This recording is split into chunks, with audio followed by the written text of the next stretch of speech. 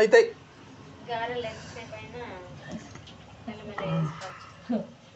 గారెలు అన్నీ వేసి పొడిపిండే ఉంచు, ఎట్టగడ్డ తీసుకో, ఎందుకంటే ఎవరెవడో కొడుకు వస్తుంది. ఏనైతన్నా కానీ అన్నం కూర ఉందని చేసుకున్నాం. రేపు పిల్లలకైతే పడేలేదు. ఏ నైట్ అన్నా కానీ వాళ్ళని వస్తే ఒక పని అయిపోద్ది. మళ్ళీ రేపు అంటే మళ్ళీ కష్టమవుతుంది. అబ్బాయి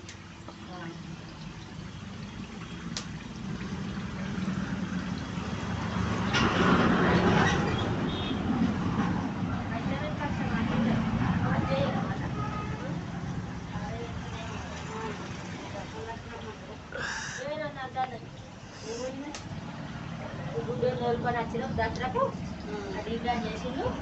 నువ్వు రాకు, నేను ఇట్లనే కొద్ది వెళ్తే మనకి రావకూడదని నేను మనకే ఎత్తన్నా, ఎవరిని విలువకుండా.